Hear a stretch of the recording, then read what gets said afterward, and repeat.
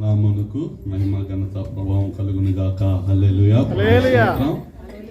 మరి అయ్యగారు పరిచయం చేసినప్పుడు భయపడ్డాను ఎక్కువ అని చెప్తారు, అంటే ఎక్కువ టైం గురించి కాదు, అర్హత లేనటువంటి వాడిని కాబట్టి అయ్యగారు ఏదని చెప్తే అది దేవునికి మహిమ కాదేమని త్వరగా ముగించండి అయ్యగారు అన్నాను అనుకున్నా. మరి అలా చెప్పినా బాగోదు, ఎందుకంటే నా టైం అయ్యగారు వాడేసుకుంటున్నారేమో ముగించేయమని అర్థం వస్తాం కనుక అది కూడా భయం వేసి ఆగిపోయారు. కానీ చాలా చక్కగా చెప్పారు అయ్యగారు, థ్యాంక్ యూ వెరీ మచ్. మరి మీ మధ్య ఉండడం చాలా సంతోషం. దేవుని వాక్యం అందించడానికి ఎంతో సంతోషపడతాను నేను. యాక్చువల్గా ఇక్కడ మీ అందరూ చాలా సంతోషం ఉన్నారు. నేను వచ్చేటప్పటికి అయ్యగారు టైం ఎక్కడ ఉందా, ఓకే, మీ సంతోషాన్ని బట్టి నేను ఎంతో ఆనందించాను. ఎందుకంటే అలసిపోయి వచ్చాను, ఆఫీస్ నుంచి డైరెక్ట్గా వచ్చాను. నేను ఇంక ఇంటికి వెళ్ళి ఫ్రెష్ అవ్వడం ఏముండదు. మరి నా రూపాన్ని చూసి మీరేం మోసపోకండి. మనుషులపై రూపం లక్ష్య పెట్టింది కానీ ఓ హృదయం లక్ష్య పెట్టింది.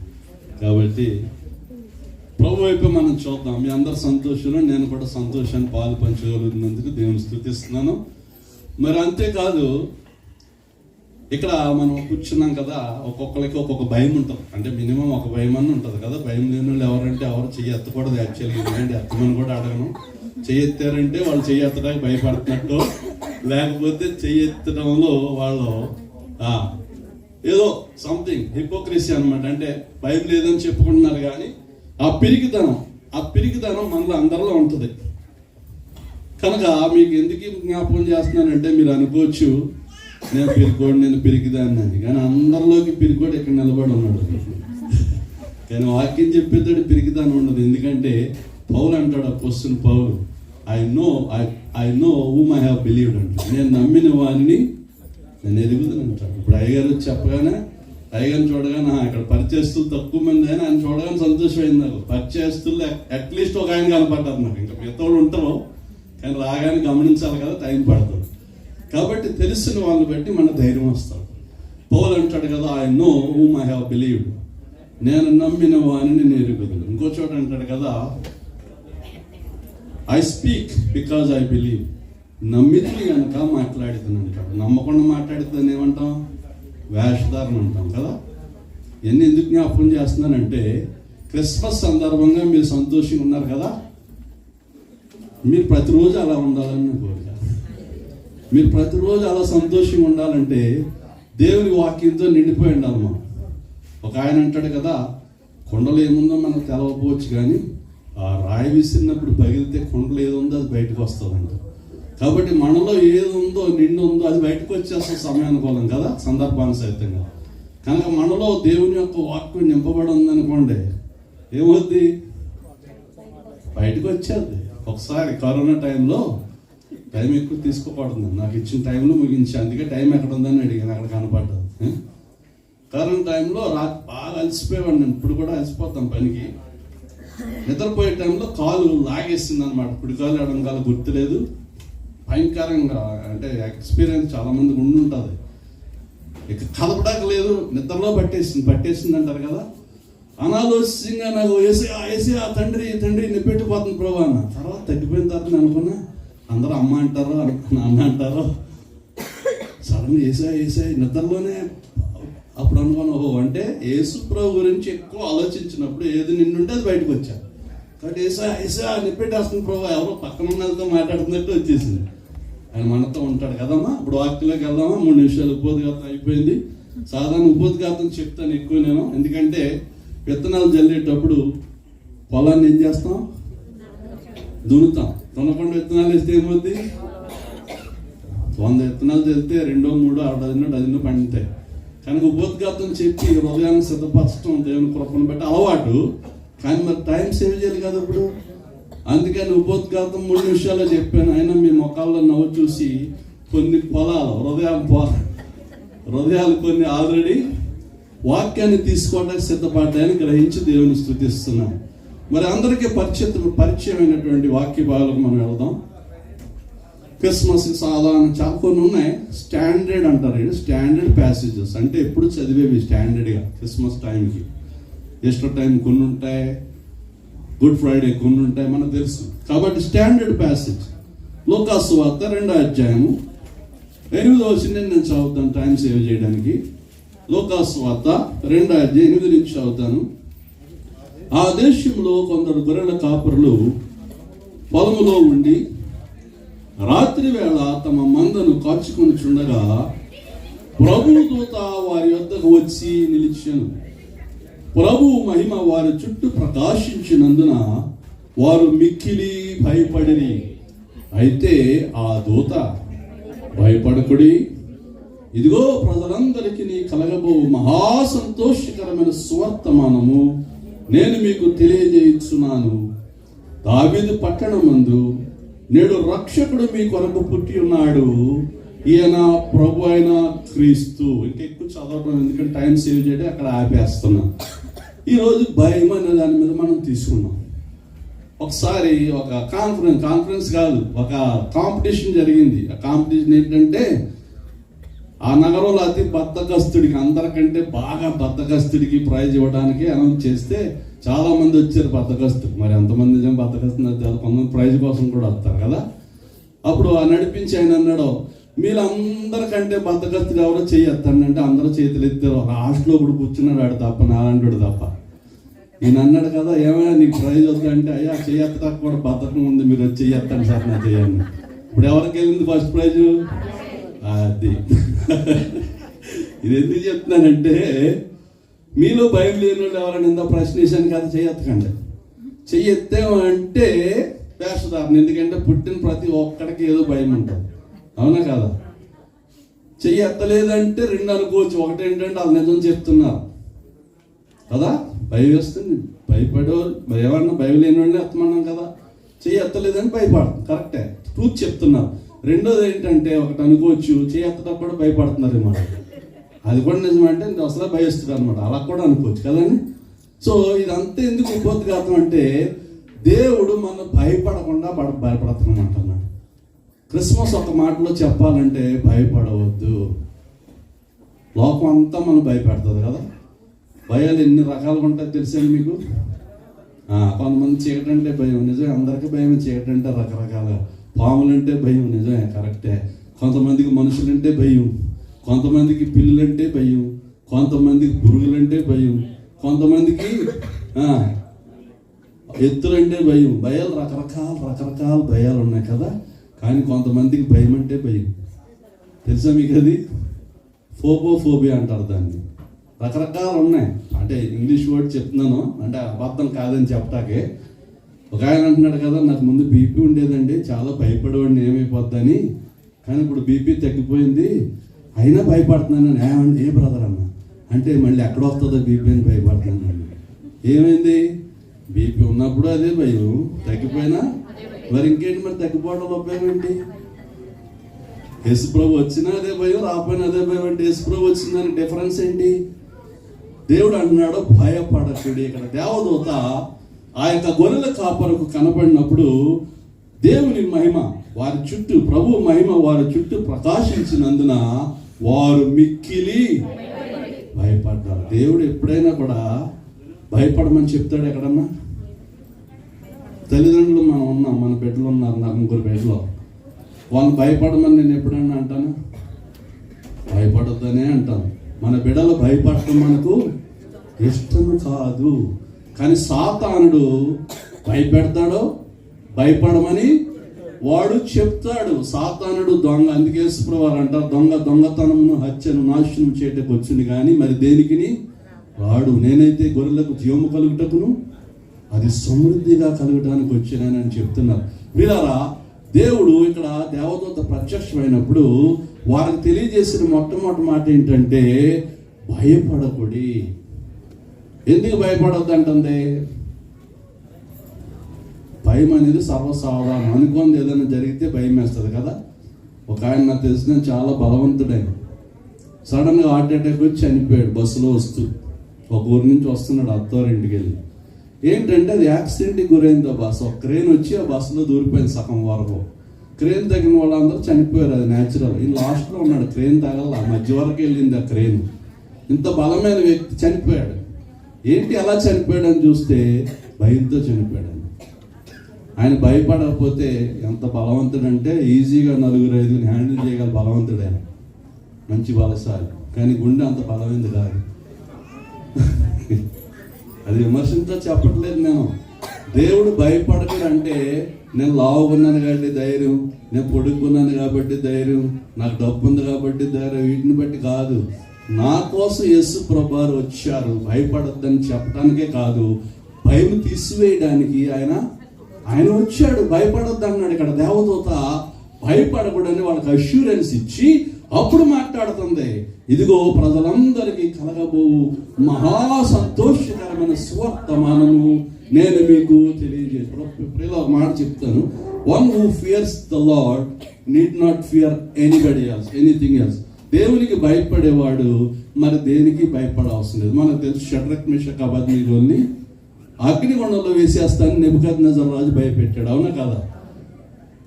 ఏది, నేను చేయించిన ప్రతిమకు మీరు మొక్కని ఎడల మండుచు వేడిమి గల అగ్నిగుండములో పడతులే పడతారు అని చెప్పినప్పుడు వాళ్ళు ఏమన్నారు? నెబుకద్నెజరు, ఇందుని గురించి ప్రత్యుత్తరం ఇయ్యవలనన్న చింత మాకు లేదు. చింతే లేదంట వాళ్ళకి.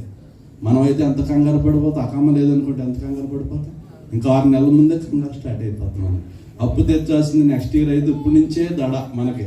అందుకే మన షుగర్లో బీపీలు అన్నీ వచ్చేస్తాయి కదండి. దేవుడేమో భయపడొద్దు అంటున్నాడు, మనమేమో భయంతో వణికిపోతూ బ్రతుకుతాం. అందుకే యేసుప్రభువు వారు కూడా భయపడకుడు నేనే అని చెప్తున్నారు కదా. భయపడకుడి. ఈరోజు మీరు ఏం నేర్చుకోకపోయినా, ఓవత్తి వెలిగించినట్టు మర్చిపోండి, పర్లేదు. అది కాదు ఇంపార్టెంట్. అంటే మంచిది, అది మంచి కార్యం, అది అలా వెలగాలని దైవజనులు నడిపించారు, గుడ్. కానీ మీరు మర్చిపోకూడదు ఏంటంటే దేవుడు మమ్మల్ని భయపడొద్దు అంటున్నాడు. ఎందుకంటే యెహోషువతో చెప్తాడు, ఆయన ఏమంటాడో, నేను మోషేకు తోడై ఉన్నట్లు నీకును తోడై ఉంటాను. నీవు పోలిన చోట్లల్లా అక్కడ నువ్వు అడుగు పెట్టిన ప్రతి స్థలము కూడా నేను నీకు ఇస్తాను.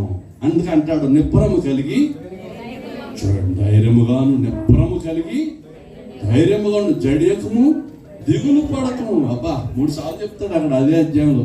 తీయొద్దు, యెహోషువ 1 అధ్యాయం చదువుకోండి. దేవుడు ధైర్యపరిచేవాడు కదండి.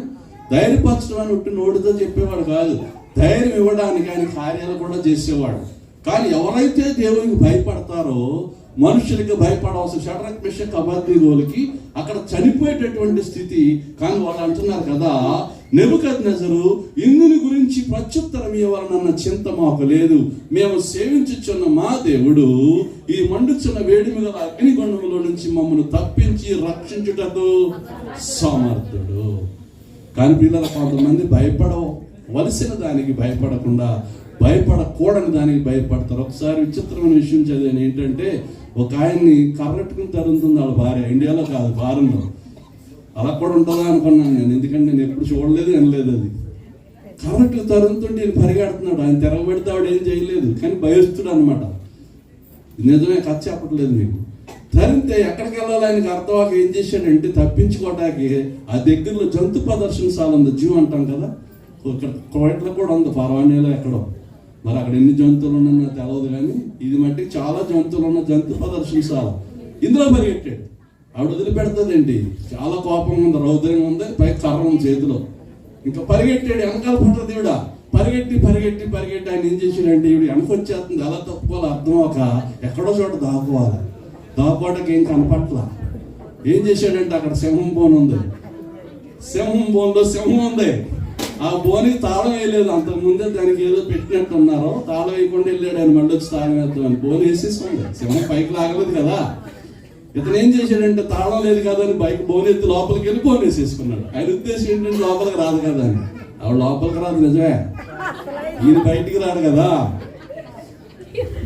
కథ కష్టం ఇది. ఇప్పుడు ఆడు తిరిగి వెనక్కి సింహం ఉంది, ఇటు తిరిగి బాయరని అన్నాడు. అప్పుడు రా చూద్దాం అన్నాడు. అంటే ఎంత ధైర్యం ఏంటి, ఆవిడ రాదని. ఆవిడ బెత్తరపోయి చూస్తుంది. ఆవిడ కొడితే కర్ర దెబ్బే తగులుతుంది దీనికి మ్యాక్సిమం కదా.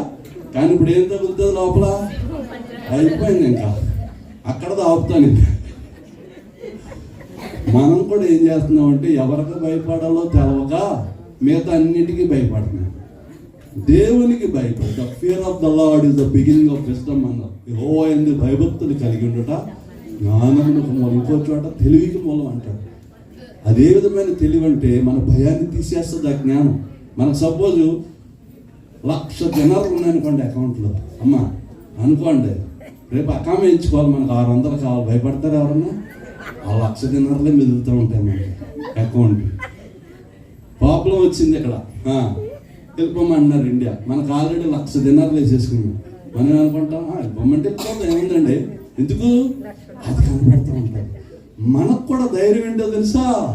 దేవుడు మనకు పిరికితనము గల ఆత్మనివ్వలేదు కానీ శక్తియు, ప్రేమయు, ఇంద్రియ నిగ్రహము గల ఆత్మ ఆయన ఇచ్చాడంట. ఈ ఆత్మ ఎవరి ఆత్మ అంటే అబ్బా తండ్రి అని మొరపెట్టే కుమారుని ఆత్మ. మీకు మాట చెప్పనా? సపోజ్ నేను ఇంటికి వెళ్తున్నా, నాకు యాక్సిడెంట్ అయింది అనుకోండి, అర్థమాట చెప్తున్నాను. చేయి తీసి వేరే చేయి పెట్టారు అనుకుందాం, హాస్పిటల్ నుంచి పంపించారు, తిన్నగా మా ఇంటికి వెళ్ళిపోతాను కదా, అవునా కదా? సపోజ్ నా కిడ్నీ డ్యామేజ్ అయింది యాక్సిడెంట్లో, ఎవరు కిడ్నీ పెట్టారు, హాస్పిటల్లో స్వస్థపడ్డాక లేకపోతే కొంత స్వస్థ వెళ్ళమంటే ఎక్కడికి వెళ్తాను నేను? ఇంటికి వెళ్తాను, మా ఇంటికి వెళ్తాను కదా. ఇప్పుడు నా తలకు దెబ్బ తగిలింది, నా బ్రెయిన్ డ్యామేజ్ అయిపోయింది. అదే టైంలో ఎవరో చనిపోయిన బ్రెయిన్ నాకు పెట్టారు, బాగా అయిపోయింది. వెళ్ళిపోమంటే ఎవరింటికి వెళ్తాను? మా ఇంటికి వెళ్తాను నేను. ఎవరింటికి వెళ్తాను? ఆ బ్రెయిన్ ఎవరిదో వాళ్ళ ఇంటికి వెళ్తాను. మా ఇంటి వాళ్ళు వచ్చి అడిగినా మీరు ఎవరండి అంటాం. వీళ్ళేమో నువ్వెవరు బాబు అంటే నా అమ్మ నాన్న అంటాం. ఏంటి తేడా తెలుసా? బ్రెయిన్, ఎవరి బ్రెయిన్ అది. ఇప్పుడు మనలో ఉన్నటువంటి ఆత్మ ఎవరి ఆత్మ అంటే తండ్రి అబ్బాని మొరపెట్టే కుమారుని. అందుకనే మన ధైర్యం, సృష్టికర్త అనే దేవుణ్ణి తండ్రి అని పిలిచేస్తున్నాం. ఆ తండ్రి అనే పిలుపులో ఆయన ఏంటో అర్థం చేసుకుంటే మనకు ఆ ధైర్యం వస్తుంది. యోహాను శిష్యులకు ప్రార్థన నేర్పినట్లు మాకు కూడా ప్రార్థన నేర్పించమని యేసుప్రభుని అడిగితే, మనల్ని అడిగితే మనం పెద్ద చాష్టంత చెప్తాం కదండి, అవునా కదా? ఏదో చెప్పేదని చూస్తాం. యేసుప్రభు వారు సింపుల్ గా చెప్పారు. ఏమని మొదలెట్టారు ఆయన? పరలోక ప్రార్థన మొదలెట్టారా? మనం సర్వశక్తి గల దేవ అంటాం, వెరీ గుడ్. పరిశుద్ధులు అంటాం, వెరీ గుడ్. మహోన్నతులు అంటాం, గుడ్. ఇవన్నీ గుడ్డే, అవన్నీ తప్పు కాదు. కానీ దేవునికి ఇష్టమైన పిలుపు ఏంటి? తండ్రి. ఆయన తండ్రి అని పిలిపించుకోవాలనుకుంటున్నాడు మన చేత, పనికి మాలినటువంటి మన చేత, పాపులమైన మన చేత ఆయన తండ్రి అని పిలిపించుకోవాలనుకున్నాడు. అందుకనే యేసు ప్రభు వారు పరలోక ప్రార్థన నేర్పేటప్పుడు మొట్టమొదటి ఏదన్నా పెట్టొచ్చు, ఆయన ఏదన్నా పెట్టవచ్చు. సృష్టికర్తమైన దేవాన్ని పెట్టొచ్చు, సర్వశక్తి గల దేవాన్ని పెట్టొచ్చు, మహోన్నతులమైన దేవాన్ని పెట్టొచ్చు, పరిశుద్ధమైన దేవాన్ని పెట్టొచ్చు. కానీ మొట్టమొదటి మాటే అవర్ ఫాదర్, పరలోకమందున్న ఆయన తండ్రి. ఎలా అవుతాడు తెలుసా? ఎందరూ తను అంగీకరించుతారు అనగా తన నామం నందు విశ్వాసం ఉంచిన వారికి తన పిల్లలకు అధికారమునిచ్చెను. ఎవరైతే యేసు ప్రభువు వారి పేర్లు విశ్వసిస్తారో వారికి దేవుని పిల్లలకి అధికారం ఇచ్చాడు. వాళ్ళకి దేవుని ఆత్మ ముద్ర, పరిశుద్ధాత్మ దేవుడి విమోచన వరకు ముద్రిస్తాడో వాడిలోనికి వస్తాడో. తండ్రి అబ్బాని మొరపెట్టే ఆత్మ కనుక మనం ఎవరిని పిలుస్తామంటే సృష్టికర్తను తండ్రి అని పిలుస్తాం. ప్రపంచంలోని ఏ మతం కూడా దేవుని తండ్రి అని పిలవదండి, ఒక క్రైస్తవత్వమే పిలుస్తుంది. ఎందుకంటే మన దేవుడు ప్రేమైన దేవుడు, అవునా కదా? ఎన్నో చెప్పుకోవచ్చు, తెల్లవారులు చెప్పుకోవచ్చు, కానీ చెప్పుకోలేం కదా. కొద్ది టైంలో మనం చెప్పేసుకోవాలి. ఇప్పుడు భయపడొద్దని చెప్తున్నప్పుడు, ఇప్పుడు మీరు భయపడిపోతున్నారు అనుకోండి, దాని అర్థం ఏంటి? మీకు అర్థం అవ్వలేదని అర్థం. అమ్మా సపోజ్ మన దగ్గర డబ్బుల్లో ఎవరు 20 దినాలు నోట్ ఇచ్చారు. 20 దినాలు అంటే మనం ఈజీగా 10 రోజులు బతికేయచ్చు, చెప్తున్నాను జనరల్గా. మంచి ఫుడ్ కూడా తిని. కానీ అది రంగు కాగితం అనుకుంటే ఏమవుతుంది? మనకి అయిపోయింది. రంగు కాగితం అంటే మనలో ధైర్యం రాదు. దేవుని వాక్యాన్ని కూడా మనం ఏదో న్యూస్ పేపర్ అనో, లేకపోతే ఏదో ప్రాసంగికులు చెప్తారు వాళ్ళకి అవసరమైనప్పుడనో, లేదా 4 గోడల మధ్య చర్చికి వెళ్ళినప్పుడు వినేటటువంటి మాటలని అనుకుంటే మనలో ధైర్యం ఉండదు. మహా ఉండి 4 గోడల మధ్య ఉంటారు, బయటికి వెళ్ళినప్పుడు ఉండదు. కానీ సృష్టికర్త అనే దేవుడు, పరమ తండ్రి మనతో మాట్లాడుతున్నాడని మనం అర్థం చేసుకున్నట్లయితే, ఆయన ప్రేమ గ్రహించినట్లయితే అప్పుడు మనలో ధైర్యం వస్తుంది, అవునా కదా? మీకు అర్థం అంటే చెప్పిన మాట ఒక ఎగ్జాంపుల్ చెప్పడం నాకు అలవాటు. మనం సాధారణంగా పెరిగిదానంతో బతుకుతాం. సాధారణంగా ఏంటి, అందరం పెరుగుకోవడమే ఏదో రీతిలో. కారు నడుపుతుంటే పక్క నుంచి కొట్టేద్దని భయం, రోడ్డు మీద నడుపుతుంటే మీకు ఎన్ని భయం మీరు ఊహించుకోండి. మీరు ఇప్పుడు ఇంటికి వెళ్తే భయం కొంతమందికి, మీకు అవునా కదా? కొంతమందికి ఇండియా వెళ్తాక భయం, అందరికి ఇండియా వెళ్తా సంతోషం, కానీ ఇండియా వెళ్తాక కొంతమంది భయం. ఎందుకంటే అక్కడ అప్పులు ఉన్నాయనో, లేకపోతే అక్కడ సమస్యలు ఉన్నాయనో, ఏదో భయం.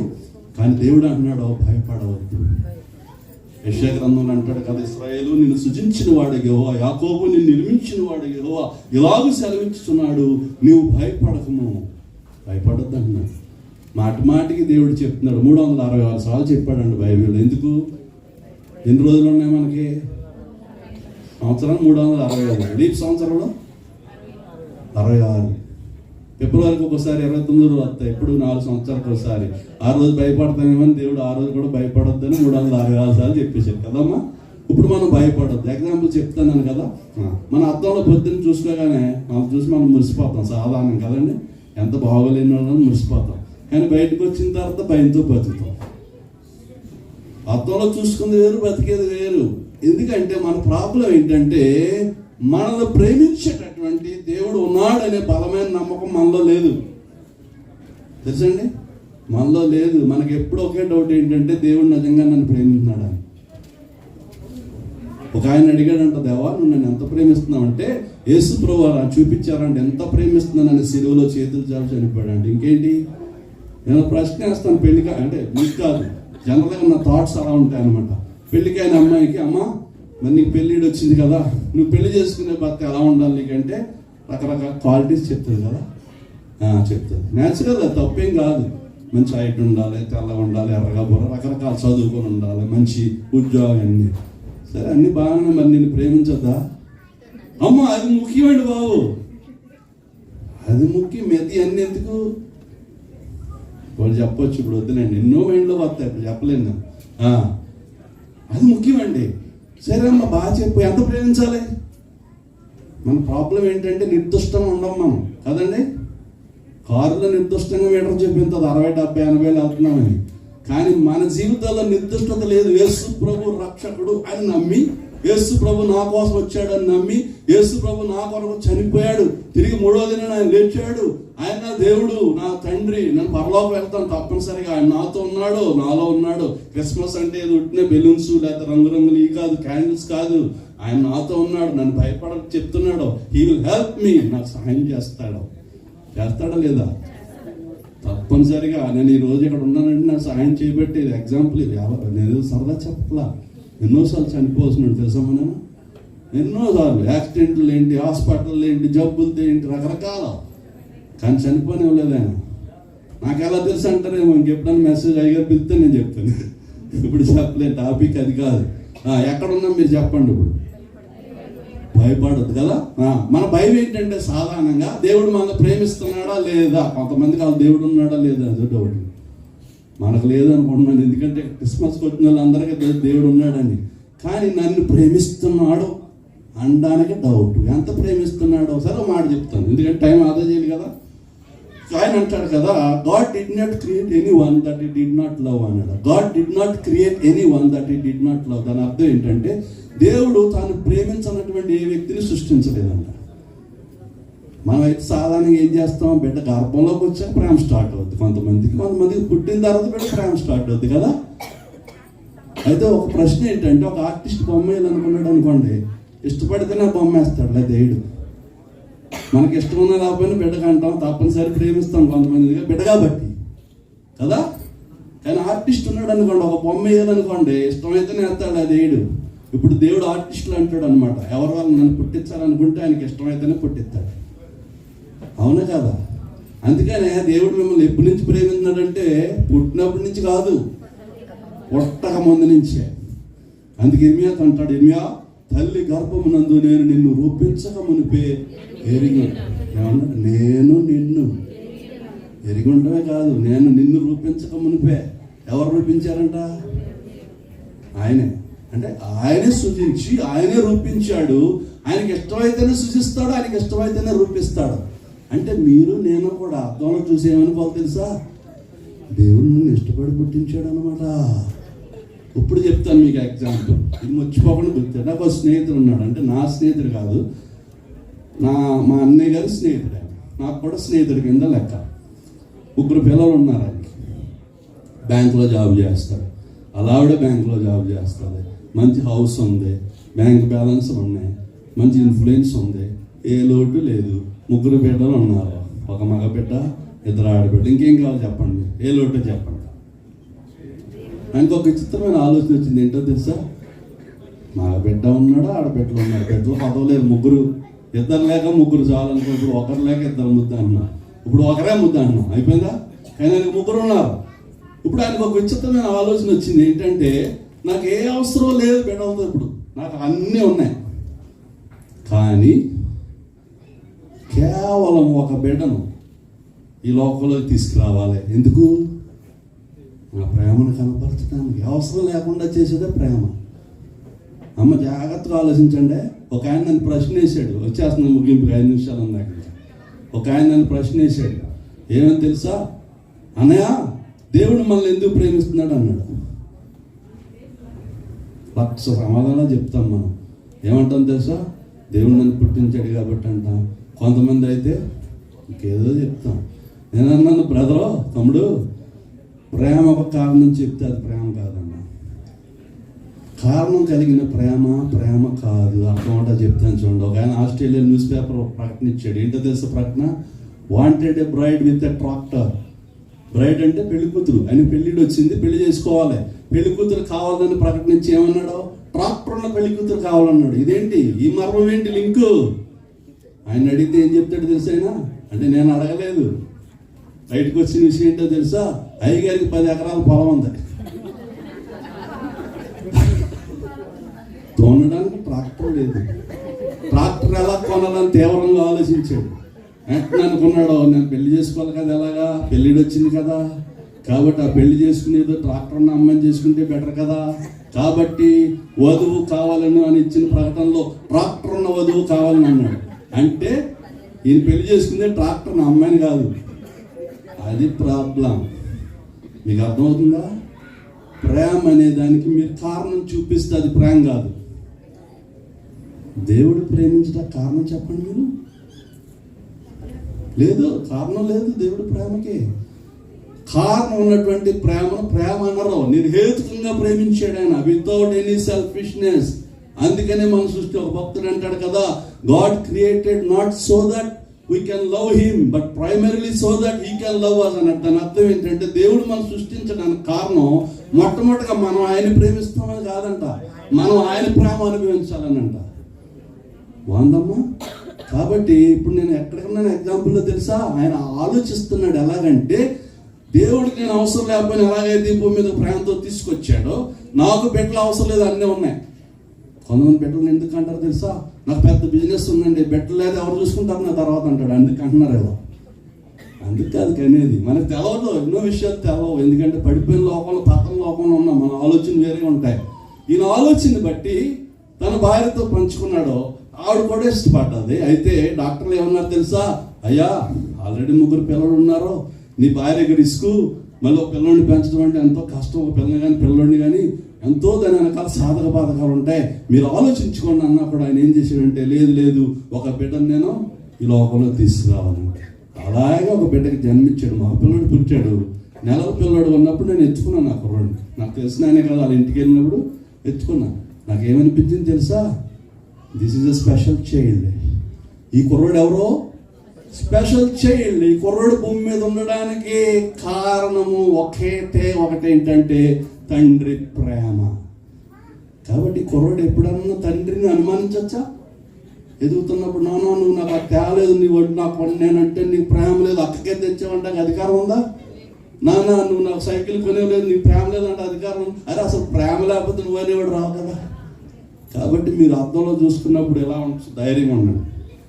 క్రిస్మస్కి వచ్చినట్టు ధైర్యంగా ఉండండి. ఏంటంటే దేవుడు నన్ను ప్రేమించి చేసుకున్నాడంట, ప్రేమించి నన్ను సృష్టించాడంట, ప్రేమించి నా కోసం వచ్చాడంట, ప్రేమించి నా కోసం ప్రాణం పెట్టాడంట. నా కోసం రావడమే క్రిస్మస్. అంతేనా? ఆయన మీకోసం వచ్చినాడు, మీకు భయం ఏంటి? ఇంకా భయపడద్దు కదా. ఇప్పుడు జాగ్రత్తగా ఆలోచించండి. బైబిల్లో యేసు ప్రభువారు ఉన్న చోట ఏ భయానికి తావు లేకుండా అయింది. ఎలాగో తెలుసా? వాళ్ళ పడవలో ప్రయాణిస్తున్నారు. అప్పుడు ఆ పడవ అలల చేత కొట్టబడి ముంచబడుతున్నప్పుడు నిద్రపోతున్న యేసు ప్రభువాన్ని లేపి, బోధకుడా మేము నశించిపోతున్నాం, నీకు చింత లేదంటే ఆయన లేచి ఏం చేశారు తెలుసా? గాలిని సముద్రాన్ని గద్దించితే గాలి ఆగిపోయింది, సముద్రం నిమ్మడం అయిపోయింది. అప్పుడు వీళ్ళు ఏమన్నారు తెలుసా? ఇంతవరకు గాలికి సముద్రానికి భయపడ్డవాళ్ళు. ఈయన ఎవరో, ఈయనకు గాలియు సముద్రమును లోబడుచున్నవని చెప్పుకొని ఆయనకు మిక్కిలి భయపడరు. ఎవరికి భయపడాలి? ఆయన భయపడుతున్నారు. ఇప్పుడు సముద్రం ఏం చేయలేదు. ఇప్పుడు మమ్మల్ని ఏమని చేస్తుందా? అప్పుడే ఆపాడు కదండి సముద్రాన్ని. గాలి ఏమని చేయగలదా? ఇప్పుడు మీరు ఏమనుకోవాలి తెలుసా? నన్ను ఎంతవరకు కాపాడి తీసుకొచ్చింది దేవుడు, ఇక ముందుకు కాపాడతాను, నన్ను విడిచిపెట్టాడు. అందుకే అన్నాడు, నేనేమాత్రం విడువను, నిన్ను అన్నడును ఎడబాయను. అది యెహోషువతో చెప్పిన మాట హెబ్రీ పత్రికలో మరలా రిపీట్ చేసి ఈరోజు మరలా క్రిస్మస్ రోజు అంటున్నాడు, భయపడొద్దు అన్నాడు. ఎన్నో చెప్పుకోవచ్చు ఎగ్జాంపుల్స్. కరెక్ట్గా నా 30 నిమిషాలు అయిపోయింది. పైగా మళ్ళీ ఎప్పుడన్నా అవకాశం ఇస్తే భయపడొద్దు అన్న మీదే బైబిల్ని తీసుకుని ఇంకెన్నో ఎగ్జాంపుల్స్ ఎదరికి వెళ్దాం. అయితే ఒక మాట మీకు జ్ఞాపకం చేస్తాను. ఆయన ఆ పడవలో ఉన్నప్పుడు ఏం జరిగింది? ఆ యొక్క తుఫానుని ఆపి మొలకుండా ఆపాడు కదా ఆయన. ఇప్పుడు మీకు అర్థమాట ఒక మాట చెప్పేస్తాను ఒక్క నిమిషంలోనే. మన అందరూ ఏరోప్లేన్ ఎక్కులోనే, అవునా కదా? 36,000 అడుగులు ఎత్తి వెళ్తూ ఉంటారు. ఒకసారి ఒక ఎయిర్ బస్ అలాగే వెళ్తున్నప్పుడు కంగారుగా ఉన్నారు ఆ పైన ఎయిర్ హోస్టెస్లు అందరూ. షార్ట్లో చెప్తున్నాను అనమాట, స్వీట్గానే ఉంటుంది అయినా కూడా.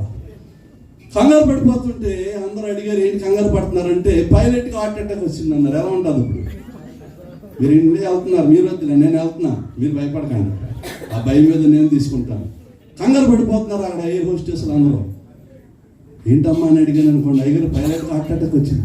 నాకు వస్తుంది హార్ట్ అటాక్. అది భయం అంటే ఏమండి. అప్పుడు నేను అంటానమ్మా, కో పైలట్ ఉంటాడు కదా, అవునా కదా? అప్పుడు ఆవిడ అంది, అయ్యా ఆయన కొత్తగా ఎక్కాడండి ఈరోజు. ఏదో కొంచెం ధైర్యం కూడా కొత్త కాదు ఇది, నిజంగా నాకు పెట్టుకుని చెప్తున్నాను, మీరు భయపడకూడదని. ఇంకా అయిపోయింది వాళ్ళ పని. అందరు మొఖాలు ఏలాడేసారు, అయిపోయారు. 36,000 అడుగులు ఎత్తి ఎవరు తిప్పుతారు? అక్కడ పైలట్ కాటంటే కొత్త ఆయన ఎక్కాడు. ఒక ఆయన మట్టికి చక్కగా వీడియో గేమ్ ఆడుకుంటున్నాడు. ఈయన ఎవరండి? వాళ్ళందరూ అంటున్నారు, ఏమైనా భయం లేదా నీకు? చచ్చిపోతాం, దింపు వాళ్ళు ఎవరు లేరు, 36,000 అడుగులు ఎత్తులో ఉందంటే ఎందుకంటే భయపడతారు మీరు? ఇదేంటి భయపడద్దు అన్నాడు ఏంటి అంటే? పిచ్చోడా, ఏదైనా మెంటల్ హాస్పిటల్ నుంచి వచ్చాడా ఏంటి? అలాగే అనుకుంటాం కదా మనం. అప్పుడు ఎయిర్ హోస్టెస్ వచ్చాయా, ఏంటంటే భయపడద్దు అన్నారంట ఆయన. ఇలాంటి పైలట్లు అందరికీ సంవత్సరాల నుంచి ట్రైనింగ్ ఇచ్చేది నేనైనా నడండి అని తిప్పేశాడు ఆయన. అయిపోయిందా? భయం పోయిందా? ఇప్పుడు మన పరమ తండ్రి, పరమ ప్రభు మన కోసం దిగి వచ్చినటువంటి దేవుడు, ప్రాణం పెట్టిన దేవుడు అన్నాడు, భయపడవద్దు, నేను నీతో ఉన్నాను. అందుకే క్రిస్మస్ నేను. కాబట్టి అయిపోయిన టైము, 1 నిమిషం కూడా ఎక్కువ అయిపోయింది, క్షమించండి. కానీ వాక్యం అన్న మీరు నన్ను మర్చిపోండి, యేసు ప్రభువుని మర్చిపోద్దండి, భయపడొద్దండి అమ్మా. ఈ రోజు నుంచి మీరు ఏమని డిసైడ్ చేసుకోవాలంటే, నేను భయపడను. పాట పాడతాం లేదా మనం, నేను భయపడను వచ్చి కదా మీ అందరికి. అది ఇక పాట పాడేస్తాం, భయపడుతూ పాడేస్తామండి. పాట పాడేది నేను భయపడినంటే భయపడతా పాడదు ఎందుకు? కానీ పిల్లలు అలా ఉండొద్దు. దేవుడు నా మహిమపరచబడి కాక నన్ను ఆహ్వానించినట్టు అయ్యగారులందరికీ, వేదిక పైన దైవజనులకి అందరు ప్రత్యేక వందనాలు. అయ్యగారు క్షమించండి, 1-2 నిమిషాలు ఎక్కువైనట్టుంది.